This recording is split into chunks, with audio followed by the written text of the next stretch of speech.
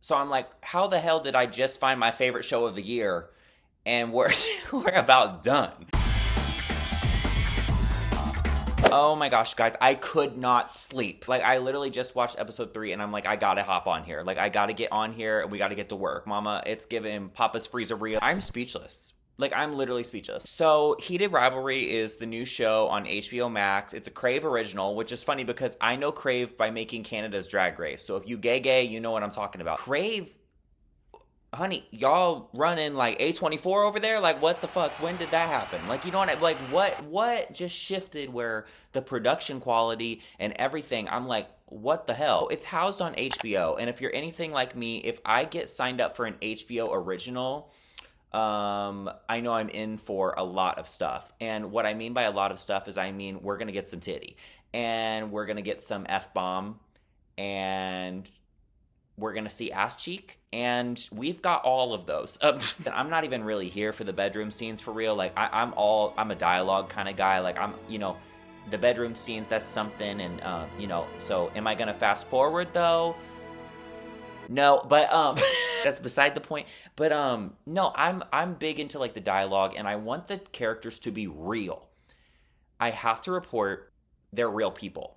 Like, they are real people. And I don't mean like that they're AI, like human. Like, I'm talking like they are real people.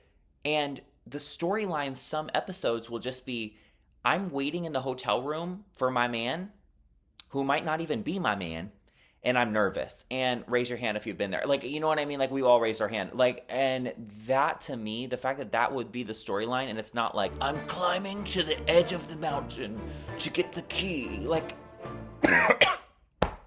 not everything has to be like, it can just be literally, I'm nervous waiting in my hotel room. Episode 3 ran like not a Hallmark movie, but I'm just gonna say, like, this is what the fans want to see. It gives me almost, hear me out, how I felt when I watched To All the Boys I've Loved Before. Now, if you're anything like me, I can watch that again. It's like a comfort movie. And that's in straight Peopleville. So that's how you really know. If usually that's a nightmare for me, but it's like I'm comfortable. I'm so comfortable right now. I'm going to say something already. The only time I did not feel safe was with Rosanoff's crew from back home. The guy he used to be seeing and the girl. I know that's the point, but I'm like, I need y'all to take a fucking step back. Right now, we are faced with 2 different dynamics, which if you have not watched Heated Rivalry yet, it's the whole entire point of this is that it's like hockey. And if you're anything like me, I have no fucking clue about hockey, and you can still love this show. That is good writing. But we are now faced with 2 different dynamics as of episode 3, and I'm finally like, thank the Lord, because the first 2 episodes were great. But there's this tension sweatville. So I'm going to call it tension sweat, right? We have tension sweat, and then we have the sweeties. And I just want to say they are interchangeable at times, but it's kind of like Weenie Hut Juniors and Super Weenie Hut Juniors.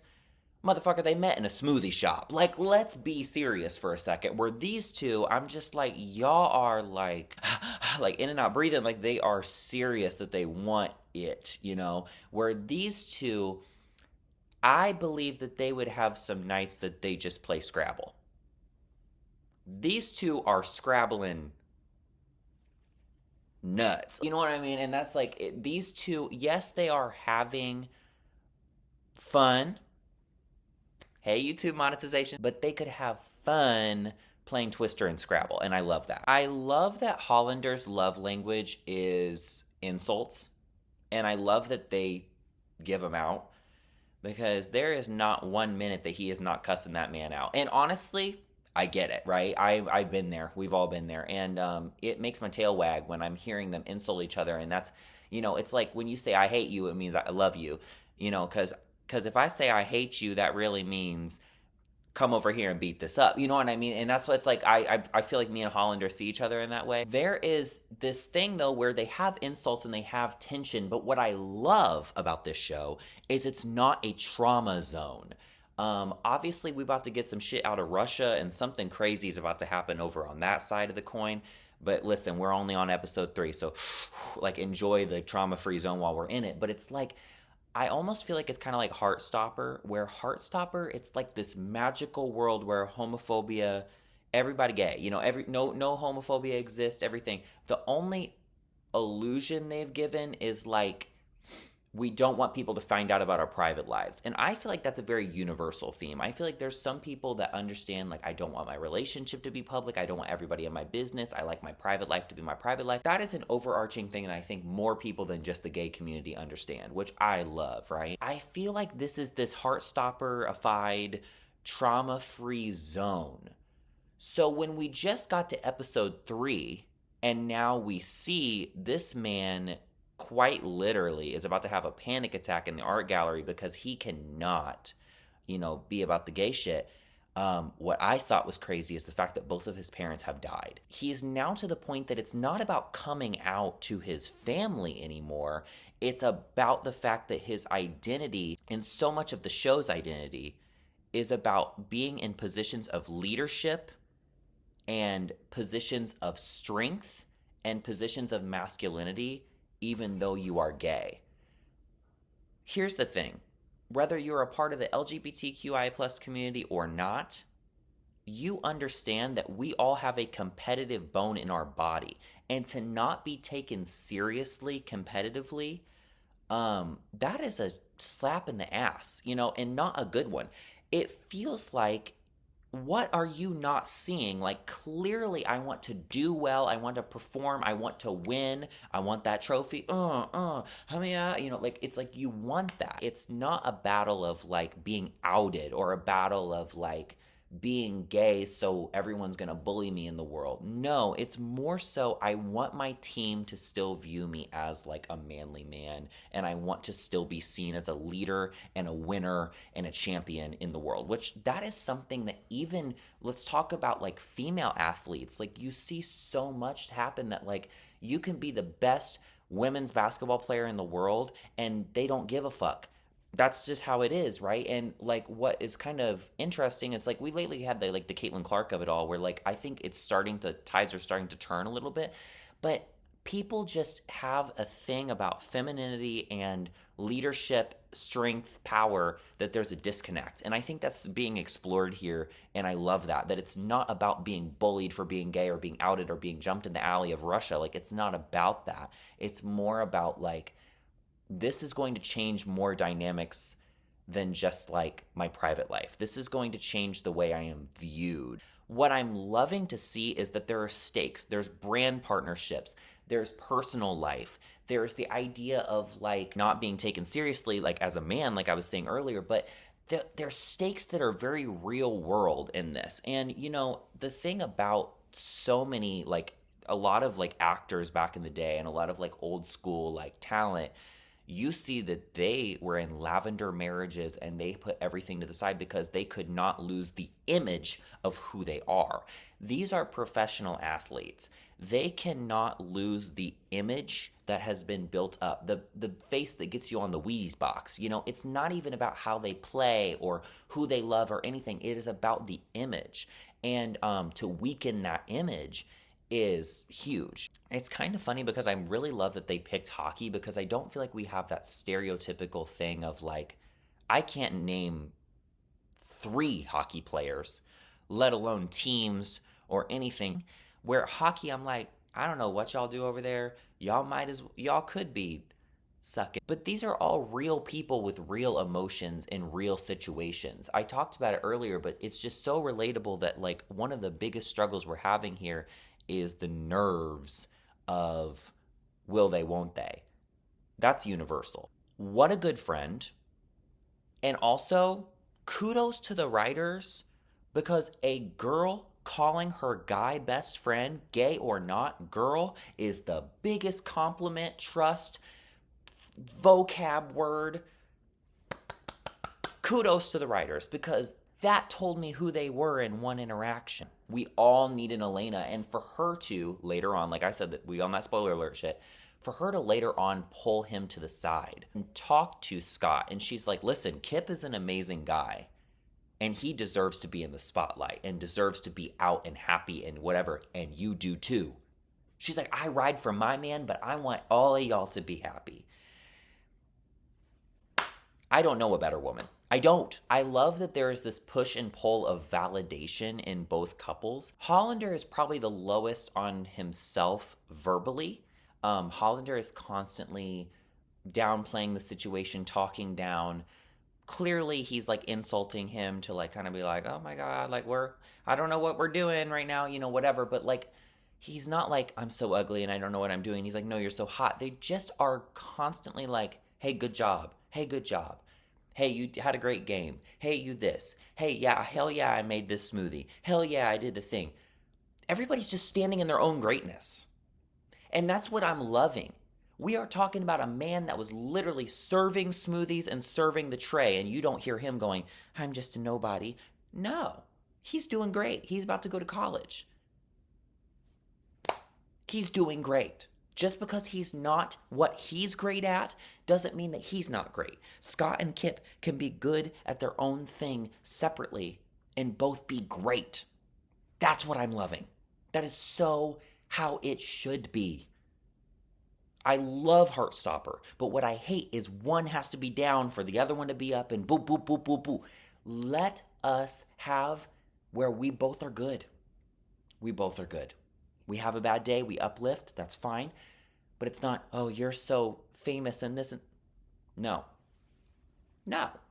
They're just great. Another point I want to touch on that I'm already like obsessed with, and I'm going to have to rewatch to like really catch the Easter eggs because, mind you, I did not read the book. So this is all new to me. All new to me, all true to me. Did y'all read the book? Because I'm curious. I love that the gay players are kind of in the know about the other gay players, but there's not this risk of outing. If anything, I think Hollander doing what he did almost reminded me of Call Me By Your Name, where they were like, hey, I'm going to talk to you about love, and I'm just going to talk to you about late night passion and how special that is to have that, and whoever that is. They're very vague about this. So Hollander, clearly, he's got that, birthday sex glow going on, walking around, and Scott clocks that, and I immediately think that lights a fire under Scott's ass to live his truth.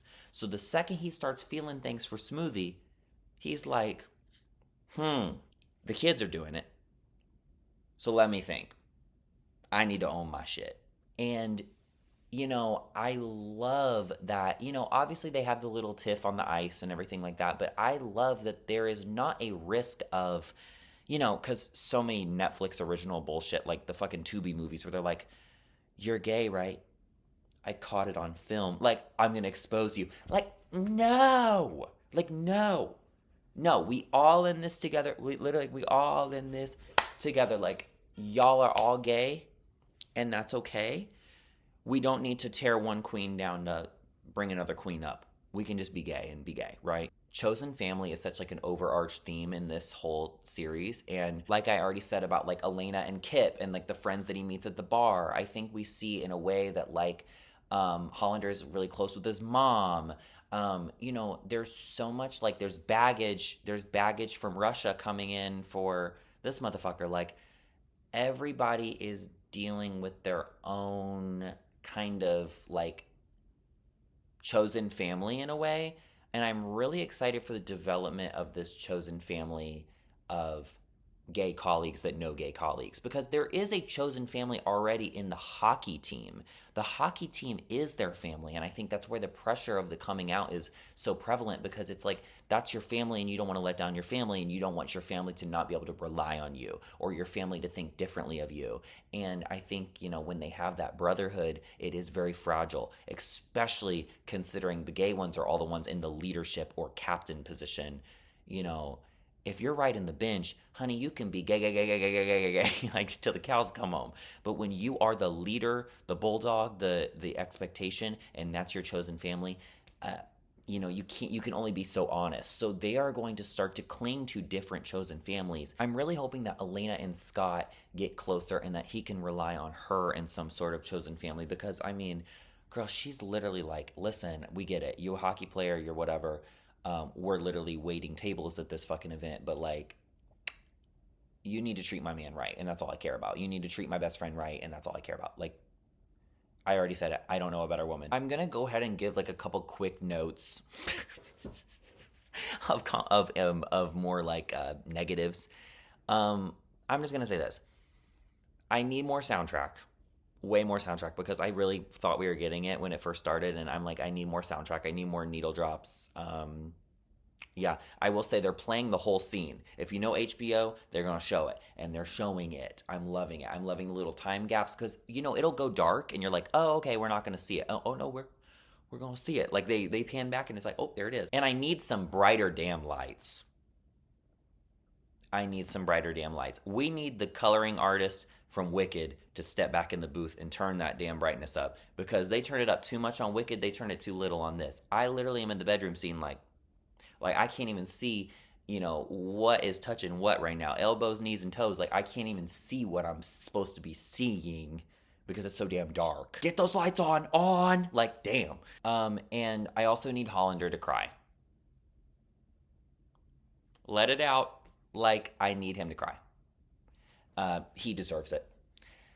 So this is my thoughts so far on the first 3 episodes of Heated Rivalry, and I really need your guys' thoughts, think pieces in the comments. Please let me know. We can start doing these, like, if you want to, like, every 2 episodes, something like that. I need a place to, like, talk about my thoughts and my overall feelings about this show, because I'm, quite frankly, obsessed. So, I love you guys so much. Thank you for tuning in, and I will see you with the next episodes. But yes, please sound off in the comments. I need to hear y'all's thoughts. So, all right. See you on the ice. I'm gonna cut that.